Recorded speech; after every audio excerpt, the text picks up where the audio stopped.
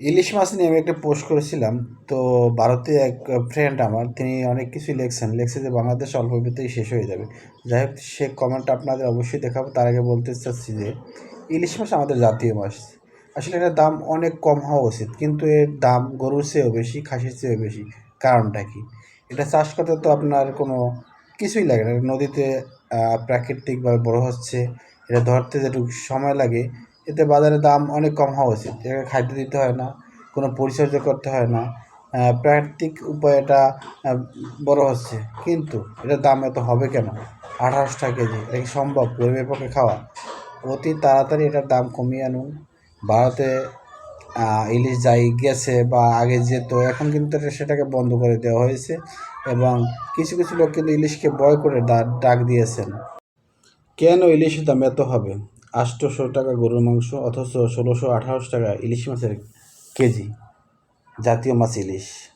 ভাবতে অবাক লাগে যে ইলিশ মাছ এত দাম দিয়ে আমাকে খেতে হবে, কিন্তু আমরা গরিব দিন আনি দিন খাই। কীভাবে আমরা ইলিশ খাবো?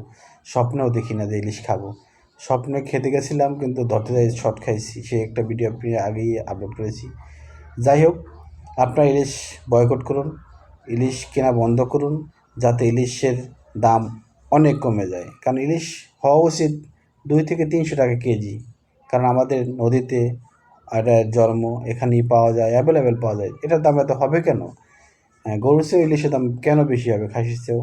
তাই আপনাদের প্রতি আহ্বান, অতি সত্বর এটাকে কেনা বন্ধ করুন। 1 থেকে 2 মাস ইলিশ খাওয়া বন্ধ করুন, দেখবেন ইলিশ এমনিই দাম কমে যাবে। এটাকে কিন্তু আসলে কোনো পরিচর্যা ছাড়াই কিন্তু এটা উৎপাদন হচ্ছে আমাদের দেশে।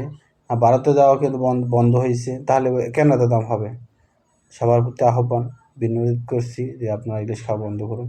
এটার দাম একদম নিচে নামিয়ে আনুন, যাতে হাতের নাগালে হয়, গরিব দুঃখী খেতে পারে।